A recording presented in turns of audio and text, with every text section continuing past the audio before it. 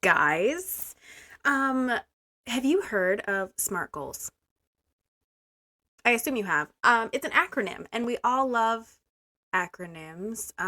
We grew up on them, using them. They're everywhere. SMART goals are a framework that I've been using for the last 3 years, I think. But just recently, I think it was last year, I heard somebody say that they use S.M.A.R.T.E.R goals, and I did that all last year, and I have to tell you, and you'll understand why when we get through it.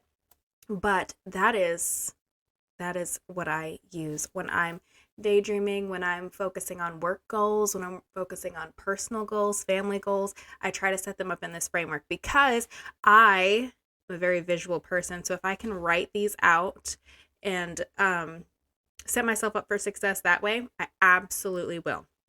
Because we get sidetracked sometimes with the bright, shiny objects, or again, like I'd mentioned in a previous episode, getting so distracted by other people's goals and how they appear to look, then we get sidetracked and don't pay attention to our own goals and start focusing our attention elsewhere for other people's goals or not on any goal at all, which is no good. No good at all. So let me break down this acronym and I'll put it in the show notes for you. So you don't have to take notes. If you want to take notes, great. But it's so easy. And for me, maybe it's because I'm a 90s baby.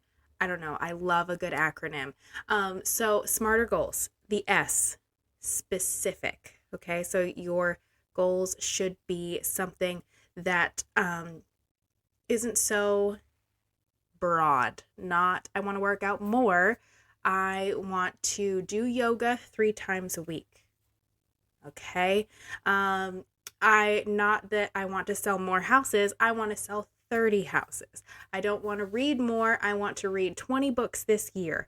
Something that is so specific that you can't make it generic. You can't just, oh, well, I think I got close to that goal. If you don't have something that you know that you hit it, or you know that you're behind, or you know that you completely missed it, that needs to be changed a little bit. Just because in your brain, when you're saying, I want to read 10 books this year, I want to run 20 miles in a month, I could never. But anyways, that gives your brain something to hold on to. That's what you're focusing on. And it also helps you set up for the next part of the acronym, which is M. And that's measurable. So you saying that I want to read more this year, well, more than what? Read more than your 8-year-old, read more than you did last week, read more than you have your entire life, read more than what? So being able to say, we're going to run with the books thing. I want to read 20 books this year. Okay, great. That's very easy to measure. You read a book, we write it down. You put a tick mark on a piece of paper. You can get really bougie on Canva and create a template that has little graphics of books. And every time you finish one, you write the author, the title, you color it in, make it pretty. There's a million ways to measure your goals, to track those things. Just do it. Pick one that works for you and run with it. I am a visual person, so I love to be able to measure these things where I can see them. So for my closings and stuff, I actually have I had it printed at Office Depot. So depending on your goals, you could do this too. If you're trying to pay off debt, I just love color. I love the visual aspect of it. I had them print a poster size tracking chart. And you could do this for your books. You could do this for miles. You just put little emblems of whatever it is that you're tracking. You want 30 of them, put 30 of that emblem on that big paper and put it in a poster frame. They're like $15 at Walmart, and you can use dry erase markers. You can reuse this template. Oh my gosh, it's amazing. Measure, track, so you stay on task for your goal.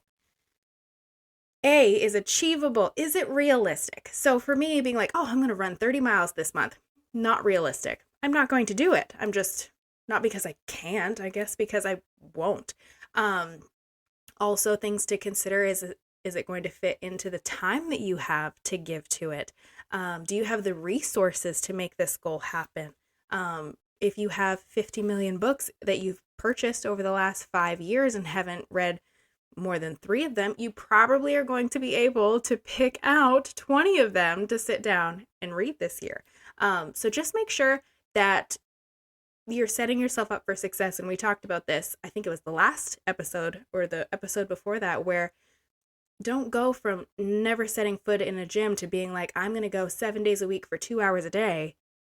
I'm going to go to the gym three times a week. Make it something that you don't get burnt out because you're setting these overambitious goals. Set yourself up little bit by little bit. When you crush that goal for a month, up it a little. Add a day a week. Add another 3 books to the end of your year, whatever that looks like for you.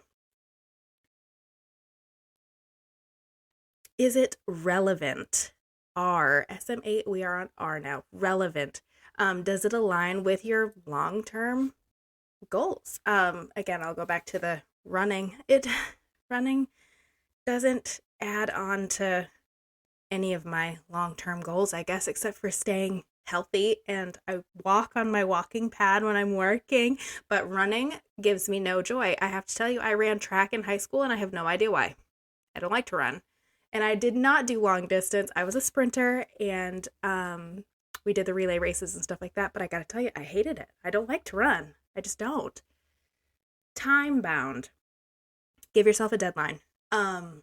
Because I'm a procrastinator, personally, working on not being one of those this year. I know I threw that out into the universe, but I know you've seen the t-shirts that say I put the pro in procrastinate, and I should have one of those. So setting yourself a deadline, because someday isn't on the calendar. You can look. There is no someday listed on the calendar. So again, if you're trying to read 20 books this year, give yourself a year. If you're trying to focus on something for a month, mark it on the calendar. Like, this is it. X marks the spot. X is the day that this better be done.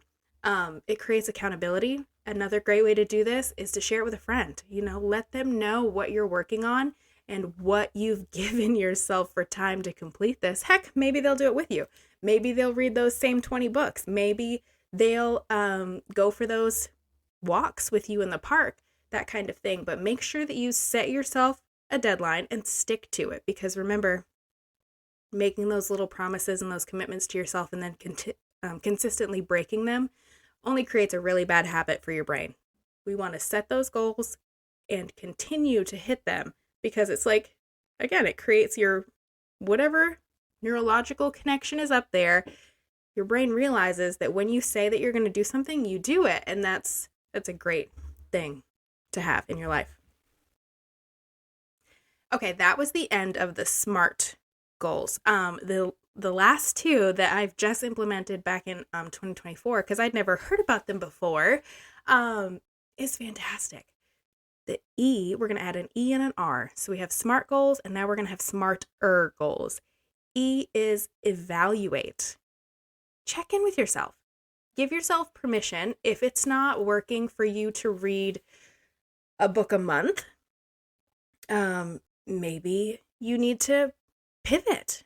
You've watched Friends. Pivot. Change your plan.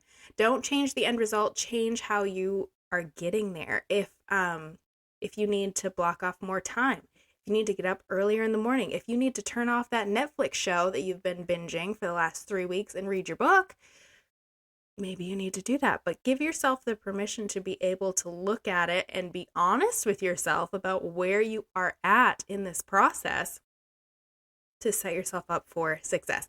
And R is my favorite. I know I'm totally on board with a little self-bribery. So R stands for reward. Celebrate your wins, big and small. Like, obviously we're celebrating when you hit that massive goal, but here we go. I know I've stuck with the books, so we're going to go with the books. 20 books in a year. So at the end of that 20 books, of course we're going to celebrate. But how about we celebrate after every single book? Huh? How about we treat ourselves to a little something every time you finish a book and check that off your list? Because that is also important. That's motivating you to keep going to get to that bigger goal at the end. Setting my goals up in this format has really helped me in the last few years, just because I am such a little squirrel brain. I get distracted by all the shiny objects. If I'm focusing on something and I'm for like my business and it's going really well, and somebody else is like, oh, I tried this new system and it's working great, and I'm like, oh, if I used that system, I could do that great too.